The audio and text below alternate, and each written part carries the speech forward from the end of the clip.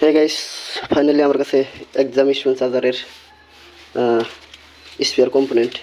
তো যারা চার্জারের কাজ করেন তাদের কাছে যদি কম্পোনেন্ট না থাকে তাহলে চার্জার ভালো করা সম্ভব না। গতিকে কম্পোনেন্ট থাকতে হবে, তারপরে আপনি চার্জারের কাজ করতে পারবেন।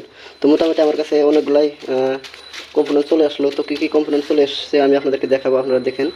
তো আমার কাছে দেখেন আগের থেকে পুরানা কিছু মসফেট ছিল, এক্সাম চার্জারের মসফেট ছিল। তো পুরানা মসফেট থাকার পরেও আমি মোটামুটি আজকে এখানে দেখতে পারতেছেন 48N60M2 অরিজিনাল মসফেট। মোটামুটি আমি এটা অর্ডার দিয়েছিলাম, তো আমার কাছে চলে এসছে। হ্যাঁ, তারপরে আমি দেখেন এখানে ইসমেন চার্জারের যেটা 99N65 মসফেট। তো আমি এই মসফেটটাও অর্ডার দিয়েছিলাম অল্প কিছু, তো আমার কাছে এই মসফেটটা চলে আসছে।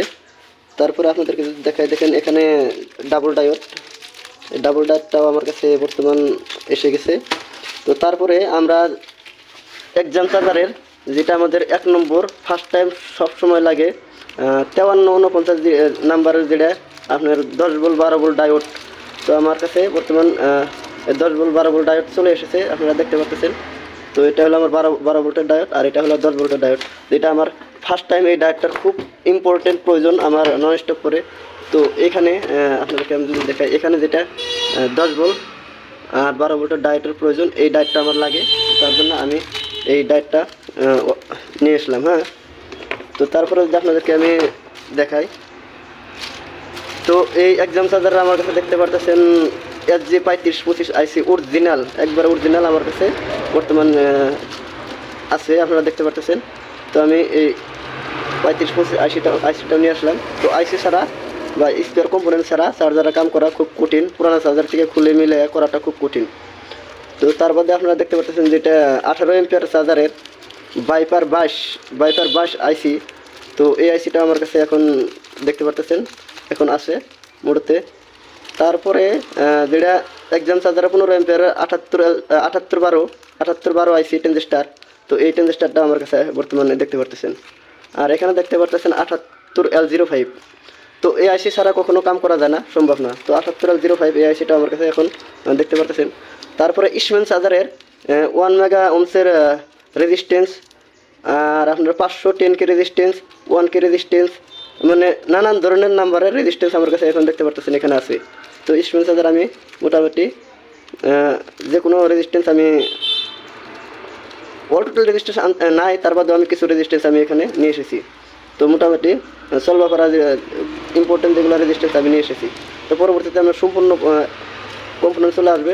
তো আমি রেজিস্ট্যান্সটা থুয়ে আপনাদেরকে দেখাচ্ছি। এখানে দেখতে পারতেছেন T4 ডায়োড, আর এখানে কিছু রেজিস্ট্যান্স দেখতে পারতেছেন 1K রেজিস্ট্যান্স, আর এখানে T4 ডায়োড যেটা, এই ডায়োডটা খুব প্রয়োজন। এই ডায়োডটা আমি মোটামুটি নিয়ে নিছি। এখানে দেখতে পারতেছেন এক্সাম চার্জারের 327 আর 337 যেটা ড্রাইভার ট্রানজিস্টার বলে। এখানে দেখতে পারতেছেন ড্রাইভার ট্রানজিস্টার, এই ড্রাইভার ট্রানজিস্টার মোটামুটি এই 327 337 মোটামুটি আমার কাছে বর্তমান দেখতে পারতেছেন একবার অরিজিনাল। এগুলো যা দেখতে পারতেছেন সব অরিজিনাল, আমি কোনো ডুপ্লিকেট মাল আনি নাই। তারপরে এখানে দেখতে পারতেছেন এখানে এটা হলো TL431 transistor, original TL431 transistor. তারপরে এনটিসি বড় সাইজের দেখতে পারতেছেন। আমি এনটিসি ইসমেন চার্জারে এনটিসি লাগে, এক্সাম চার্জারে এনটিসি লাগে। তো আমি একবার অরিজিনাল এনটিসি আমার কাছে দেখতে পারতেছেন এই বুলবুল। তারপরে এখানে দেখতে পারতেছেন LM324 আইসি, যেটা আমার ইসমেন চার্জারেও লাগে, এক্সাম চার্জারেও লাগে। এই আইসিটা লাগে কম্পালসারি লাগে। তো আমি এই সিটা নিয়ে নিছি। আর এখানে কিছু গ্রিন এলইডি আর রেড এলইডি আমি নিয়ে নিছি। তো এগুলো দরকারি বস্তু, তার জন্য আমি নিয়ে নিয়েছি। তারপরে আপনারা দেখতে পারতেছেন এখানে 3.5K পিএফ ক্যাপাসিটার। তো এই ক্যাপাসিটারটা একদম চার্জারে কম্পালসারি লাগে। তো এই ক্যাপাসিটারগুলো আমি নিয়ে নিয়েছি। তো তারপরে এনটিসি এখানে দেখতে পাচ্ছেন ছোটো সাইজের, আমি ছোটো সাইজেরও নিয়ে নিয়েছি দরকার পরে।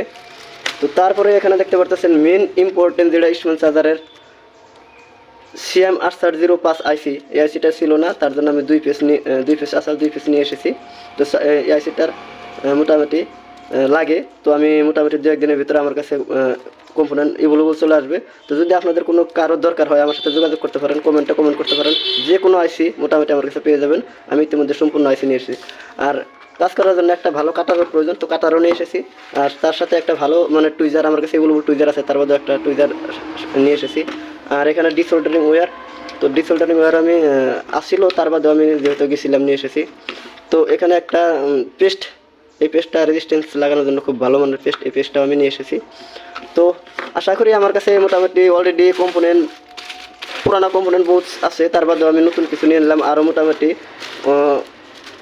2-1 দিনের ভিতরে যত রেজিস্ট্যান্স আছে, যত ধরনের কম্পোনেন্ট আছে মোটামুটি আমার কাছে এভেলেবল থাকবে। আশা করি আমি ইতিমধ্যে 2-1 দিনের ভিতরে সম্পূর্ণ কম্পোনেন্ট আমি নিয়ে আসবো। তো যদি কেউ কারো কম্পোনেন্টের প্রয়োজন হয় অবশ্যই আমার সাথে কমেন্ট করতে পারেন। আমি অবশ্যই আমার কাছে যোগাযোগ করে আপনারা কম্পোনেন্ট নিতে পারবেন, আমি অবশ্যই আপনাদেরকে দিতে পারবো। আর চার্জারের কাজ করার জন্য, স্ট্রিমিং চার্জারের একদম চার্জারের কাজ করার জন্য অ্যাকচুয়ালি কম্পোনেন্টের প্রয়োজন। কম্পোনেন্ট থাকলে আমরা কাম করতে পারবো, আর যদি কম্পোনেন্ট না থাকে তাহলে কাম করাটা খুব জটিল। তো তার মধ্যে আরও কিছু কম্পোনেন্ট, আমি বহুত কম্পোনেন্ট আনি নাই, যেহেতু সেগুলো আমি নিয়ে আসবো। আমি পাই নাই বিদায় আনি নাই, তার বাদে আমি হয়তো এই 2-4 দিনের ভিতরে সম্পূর্ণ কম্পোনেন্ট নিয়ে আসবো। আপনারা আনলে অবশ্যই আপনাদেরকে ভিডিও করে আমি দেখাবো, আপনারা দেখতে পারবেন। তো ভিডিওটা কেমন হলো অবশ্যই কমেন্টে জানাবেন। আর যারা exam charger, streaming charger, Microtek charger যারা রিপেয়ারিং করতে চান আমার সাথে যোগাযোগ করতে পারেন। আমার অ্যাড্রেস হলো আসাম, গুয়াহাটি, ছয়গাঁও, গড়াইমারির মাঝখানে গুমি আমার ঠিকানা।